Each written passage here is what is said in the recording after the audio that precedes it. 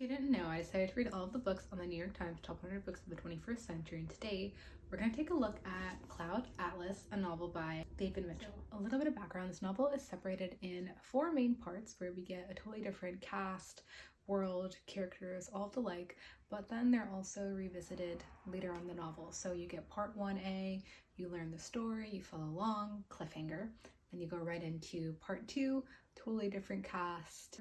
But those 4 parts don't repeat. You don't get parts 2 until you've gone through each of the introductions of the 4 different casts of characters. So it's interesting in that way, in that you get tied up in story and then you have to start all over again and try to find your footing. So it feels almost as if it's a puzzle that you're working out as you're reading. And I would say the one thing that really connects all of the characters and the stories is that they seem to share a soul. And so there's a reincarnation bit that is kind of teased because each of the characters share a birthmark. So the reader is kind of encouraged to assume that maybe there is some kind of continuity there, as well as a brief mention of the previous character or the person. So for example, there's a part where the movie that the past character made is watched hundreds of years later.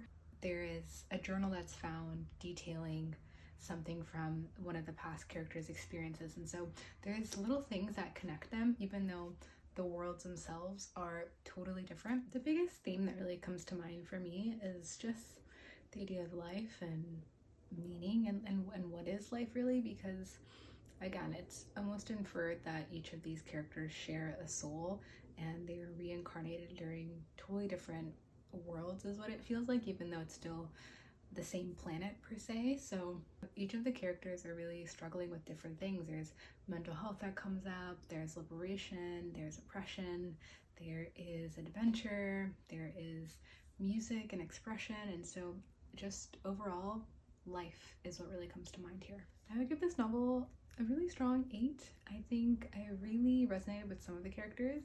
The first mystery of Louisa Ray especially was one of the parts that I really enjoyed, but overall I almost found it to be a little disruptive the way that the book was organized, because I just found myself wanting to get back to Louisa and not fully engaged in Somni, for example. So for that, I would give it an 8, but it was really imaginative. I've never read a novel in this style before, so I appreciated that.